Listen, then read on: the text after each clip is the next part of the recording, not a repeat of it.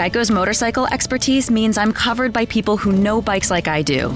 I'm happy as a clam. Disclaimer. No conclusive scientific research has shown clams can experience happiness. I just meant that I feel really good about my coverage. I mean, even if you took the clam out for the best day ever, visiting the zoo, taking a scenic ride, knowing you're insured by specialists, and sharing a strawberry ice cream cone together, the clam would not feel happy, and your strawberry cone would taste sort of clammy. Ew. Geico's motorcycle specialists who know bikes like you do assume no liability for clammy ice cream cones. Geico. Expertise for your motorcycle. Other shows we have for you to enjoy at myclassicradio.net. The Avengers was most certainly not a household name in South Africa prior to the radio series. With no national television service until 1976, the mechanism simply was not present in the country to show television programs to mass audiences. While many other countries reveled in the filmed adventures of John Steed and company, South Africa was not equipped to join in the fun. The series took Britain by storm and made a major impression in the American markets, being that greatest of rarities, a British series given a network transmission slot. However, as a filmed series, rather than a videotaped one, The Avengers was able to gain a modicum of exposure in South Africa through film rentals. Come and listen at myclassicradio.net.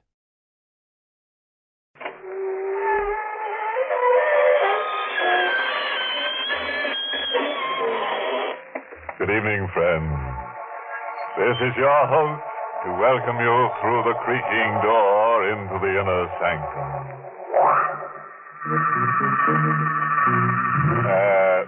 That music you hear is a new little thing dedicated to us.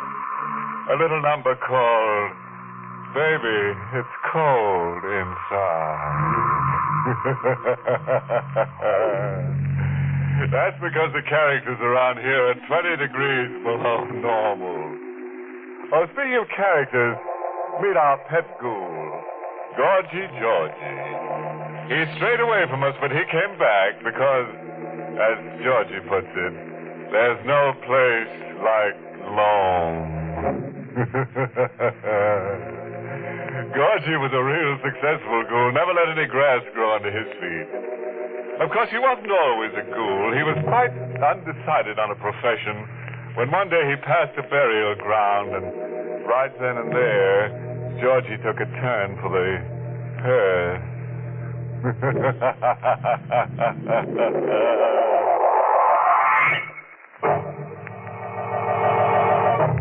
Tonight's Inner Sanctum Mystery, Image of Death, was written by Ed Adamson and Bob Sloan, and stars Barry Kroger in the role of Victor, with Jean Ellen as Kitty.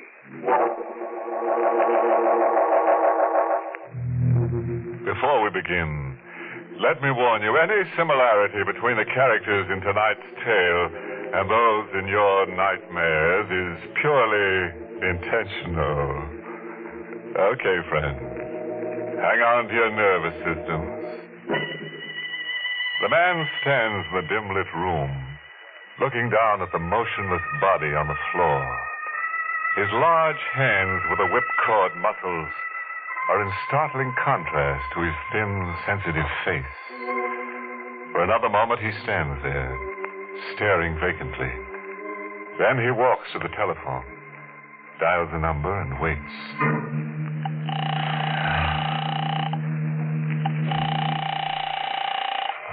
13th Precinct, Sergeant Ferguson speaking. I want to report a murder. You'll find the body at 14 Crown Street. Wait a minute, hold on, not so fast. I'll be here, waiting for Who's you. calling? Who are you? Me? Why, I'm a man who's been dead 5 years. The police are on the way now. I sit here and I wait. And I think back over the 5 years. Back to the night that I, Victor Corday, died. I was in my studio working on the statue. There's a strange emotion that only a sculptor can feel. The exhilaration of taking senseless stone and imbuing it with life and meaning. I was so overwhelmed with the feeling that night, I lost complete track of time and place. I had no idea my wife had come into the studio and was standing behind me. Victor. What? Evelyn, what are you doing up this time of night? I couldn't sleep. I was thinking. The money again? You know, we're almost down to rock bottom. Darling, I told you not to worry about it. I'm not worried anymore. The statue will be finished in a month or two, and then... We won't have to wait until it's finished. What? It'll be so easy, so sure. What are you talking about? Your sister, Clara. What's she got to do with it? Her insurance is made out to you, and Clara is a helpless, incurable invalid. Evelyn, I don't understand. How many times has she begged for death since the accident? How many times has she asked us to help her out of her misery? Oh, no, Evelyn, stop I've got it all planned. No one would ever find out. Stop it. Kill my sister? Make myself a murderer? She won't feel a thing. It'll be simple and quick. I won't listen to you anymore. You'll do it, Victor, whether you want to or not. Evelyn, get away from that statue. This will make you do as I say. Evelyn! Destroyed. All months of work. Destroyed. Now there'll be nothing coming in, Victor. Now you'll have to do exactly as I...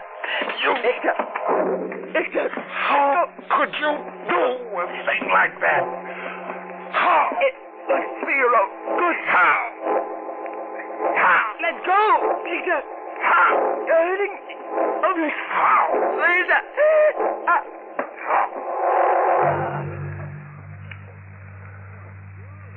Evelyn was limp in my arms.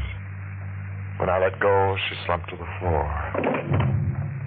I stood over her, wondering what had happened, when I saw the ribbon of blood at my feet, and then the bloody wall hook against which I'd accidentally pushed her. I touched her. I spoke to her, but she was motionless and silent and dead. And that was the night that I died, too.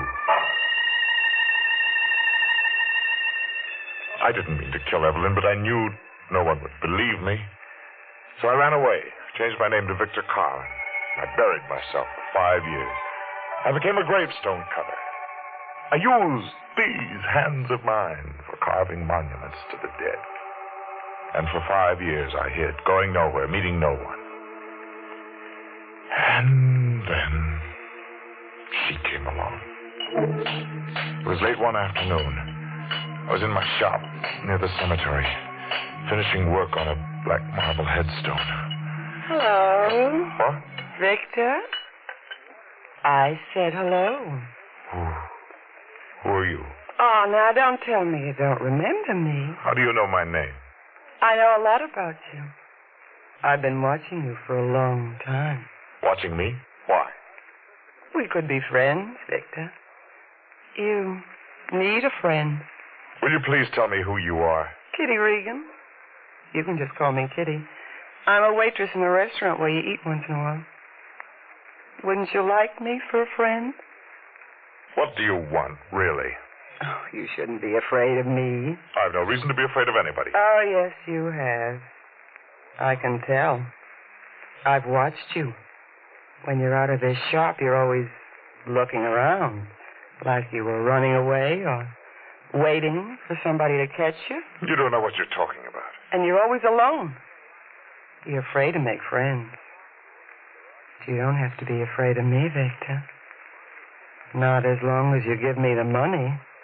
Why should I give you money? You don't have to. I can go to the police. I can always go to the police. And that's the way it began with Kitty. She couldn't have known what I'd done. She might have thought it was robbery or something like that, but she couldn't have known it was murder. She drained me of every penny I made. But strangely enough, I didn't mind. I actually started to look forward to her visits. And then one day I realized why. Kitty Regan was cheap and low and evil. But I'd fallen in love with her. Well, how do you like that? Oh, he says he's in love with me. Don't laugh, Kitty, please. I want to marry you. Marry me? Well, that's a riot. A crummy character like you. Where's my money? Kitty. It hasn't been a very good week. I only had one job. Well, whatever it is, hand it over. Kitty, I want to show you how I feel about you. You already showed me. No, this will make you really understand. I'm going to make you a figurine in ivory. It'll be very valuable. Oh, so you think you can make something that's worth a lot of money? You, a gravestone cutter. I have talent in these hands of mine. Great talent as a sculptor. Oh, sure. You're a regular Michelangelo. Come on, hand the money over. All right. But I'm going to prove it, Kitty. I'm going to prove that I'm somebody you'd be proud to love.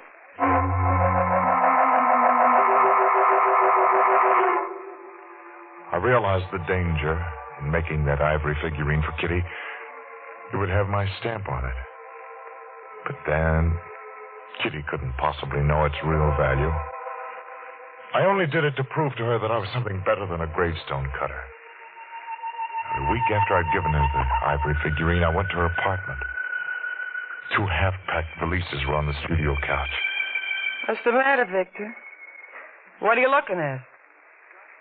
Those bags, Kitty. Where are you going?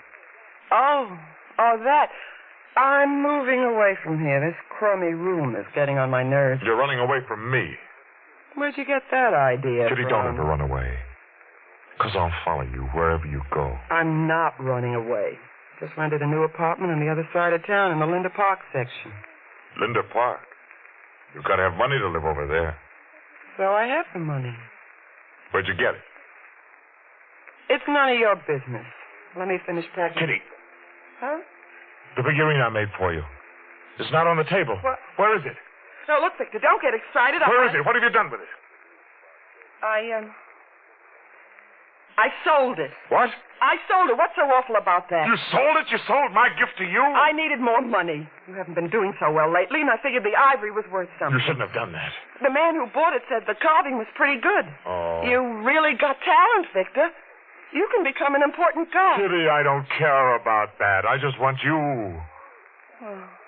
All right, Victor, then you can have me. You mean that? You really mean that? Well, sure. Just as long as you do what I say. How many of those figurines can you make a month? Oh, no, I can't do that. Sure you can, baby. You'll do it for me. Now, won't you? Kitty, you don't realize what it may mean. There may be death in it for both of us. You're a screwy sort of a guy, but do you know something? I'm beginning to like you. Are you? Really? Mm-hmm. You never kissed me, did you? I never kissed you. Well, come here.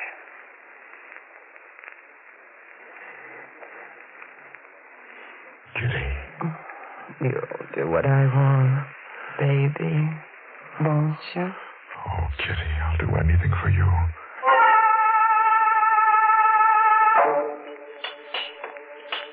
I knew I shouldn't have done as she asked. But the will to live isn't always as strong as the will to love. I worked day and night until my hands became raw from the mallet and chisel and stone. As time went on, the chances for my own personal safety became less and less. I was working in my shop one night when my dead past came to life. Well, at last we meet, Mr. Carlin. He was George Adrian, an art dealer from the West Coast, whom I dealt with years ago. Adrian looked at me, a sly, secret smile on his lips. So, that's the name you use now, Carlin. Awfully close to Corday, isn't it? I don't know what you're talking about. Corday, I consider it an honor to renew our acquaintance. Now, see here, I never saw you before in my life. Oh, stop it. You're just wasting time. You needn't be afraid. I'm not going to expose you. The fact that you murdered your wife is no affair of mine. Undoubtedly, she deserved it. How did you find me, Adrian? Oh, it was quite by accident. A young woman named Kitty Regan sold me an ivory figurine of yours. And then some more work of yours later. All of it had the unmistakable stamp of Victor Corday on it. And what do you want? Frankly, I'm one to take advantage of a situation. Then it's money. Exactly. All right. How much? Quite a sum. It's much more than you're able to give me at present. Now, being two reasonable men, I'm sure we can work out installments. Adrian had my life in his hands. I had only one defense against him. This latest piece of yours should bring you a very good price. He stepped closer to examine the statue. My fingers tightened around the gouge in my hand. $500 should be a reasonable amount for the first installment, don't you think? I stepped in behind him and drove the gouge home, deep into his throat.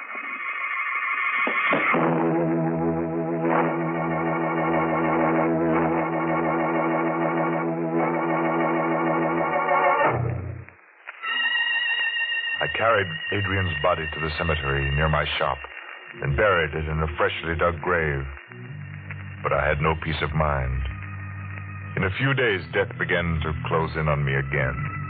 An art critic from a Chicago paper wanted to do an article on me, and I couldn't refuse. Kitty kept egging him on, and he insisted on seeing every bit of my work, including the tombstones I had made for the dead. The night we went to the cemetery, a heavy rain was falling.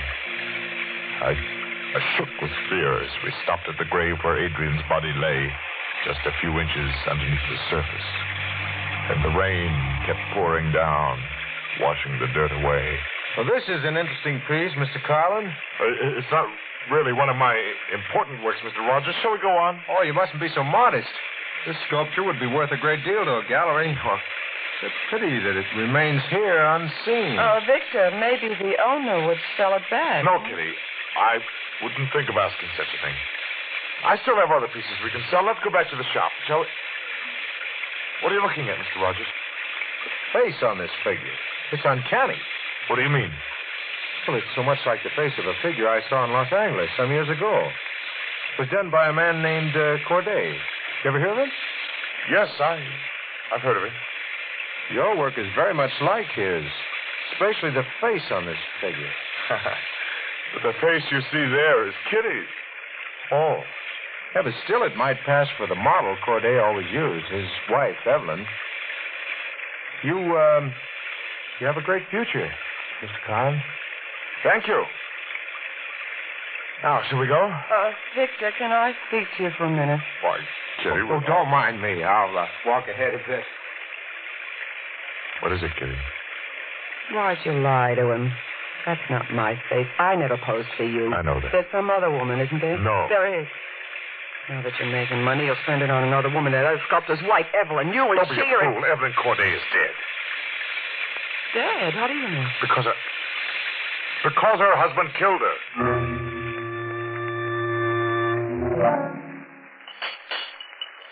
You see what Rogers meant yesterday? See what a great sculptor I really am, Skitty? Could be that Rogers is dead wrong about you. He knows Rogers is an expert. Expert, my eye. He isn't even an art critic. What? He's a phony. What are you talking about? Rogers. He doesn't work for Chicago paper. That's just a gag. He doesn't... Kitty, how do you know? Oh, I have ways of finding things out. How do you know? Oh, let go of me, Victor. What's the This is matter with... important to me. Let go.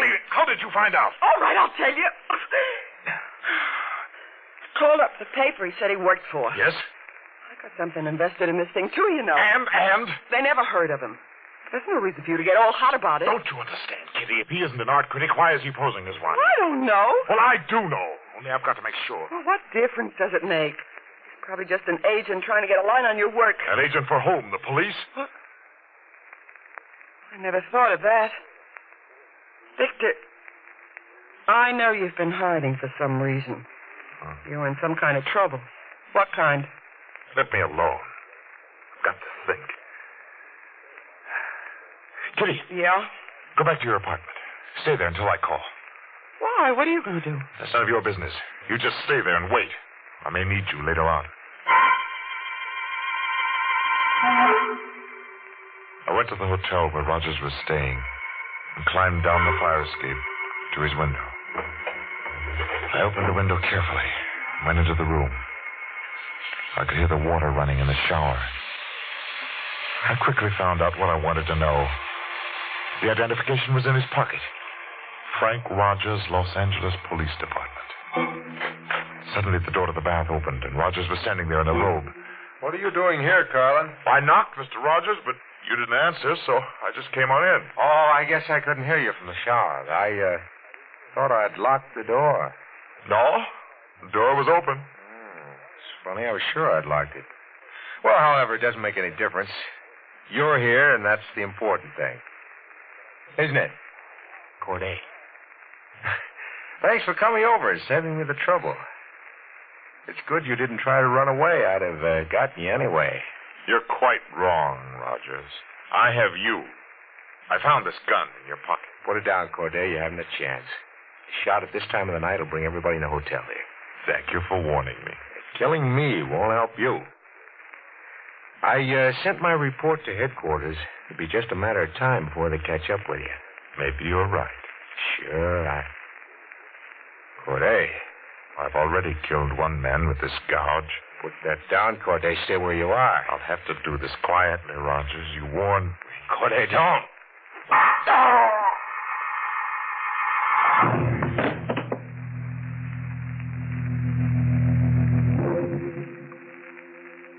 I left the hotel. A few blocks away, I went into a drugstore and called Kitty. She didn't answer. I went to her apartment. She wasn't home. I waited in the park across the street. I waited and waited. And finally she came home. And with her there was another man. I wanted to kill them both right then and there. But I was too stunned. I wandered around for hours. And then the thought came to me. I went back to my shop and worked. For the rest of the night, I worked in a blind rage. And then this morning, Kitty came to see me. Victor. Yes, Kitty? Victor, have you seen the morning paper? No. I've been busy. Roger's been murdered. Has he? He was killed in his hotel room last night. I was right, Kitty. Rogers was from the police. You did it, didn't you, Victor? There. Stone's finished. Answer me. You did it, didn't you? Yes. I killed him. Why? I had to. But you won't tell on me, will you? What makes you think I won't? Because I'm too valuable to you. I can give you the things you always wanted. A lot of good you are to me now. You're a murderer. We could run away. We could hide. They could never find us. Not on your life. I'm not running away with you from now on. I'm running from you. I only came here to say goodbye. Yes. I had an idea. That's why you came. There's somebody else, isn't there? No. You don't have to lie to me. I saw you with him last night. What? I was outside your house last night when he brought you home. All right, so there is someone else. You're no good to me anymore. No. Kitty. What do you want? Just one more thing. Well, make it snappy. I have a gift for you, Kitty. Parting gift that will stay with you long after I'm gone. Gift? What kind of a gift? A figure in black marble. This one? Yes. I worked all night on it. I think it's the most beautiful figure I ever made. It's a tombstone. Mm-hmm. See here? Your name engraved? And there's a date. Yes. Today's date. Yes, Kitty. Today. The date of your death. No! You mustn't be afraid to die. Victor, Just one wait. thrust of this gouge and it'll be all over. No, Victor, wait. Listen to me. I won't leave you. I won't ever leave But you don't love me. I do. I'll prove it to you. I'll go with you. I'll run away any place You're you only want. saying that because you're afraid to die. No, it's because I want to be near you. No, Kitty. Victor, put your arms around No, Kitty. me. Put your arms around me. I'll show you how much I care. You're just saying. No, I'll prove it. Hold me tight. Isn't this nice, Victor, isn't it? It's wonderful, Kitty. Now, kiss me. You see, I mean it. Kitty. Kiss me, Vic.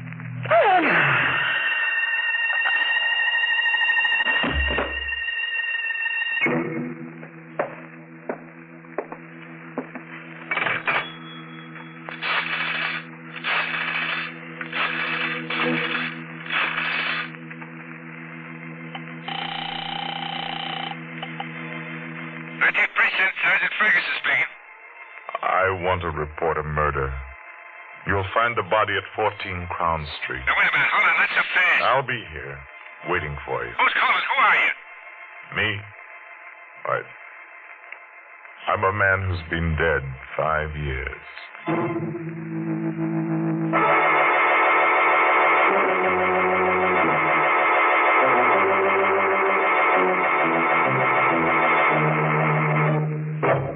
And that finishes our sculptor's model story.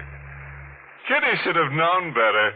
Fool around with a guy who works in marble and you're liable to end up stone dead. Well, that's what happens to you when you can't keep your chisel out of other people's heads. Well, friends, as we say here in the inner sanctum, it's all over but the screaming. Now, it's all over.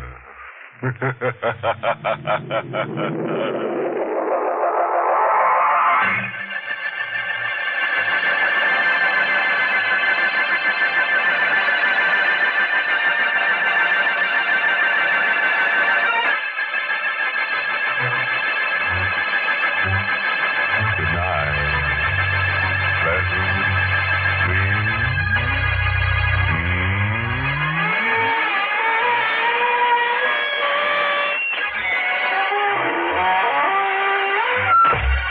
Inner Sanctum was heard in the United States over CBS, the Columbia Broadcasting System, and has been rebroadcast for servicemen and women overseas. This is the United States Armed Forces Radio Service, the voice of information and education.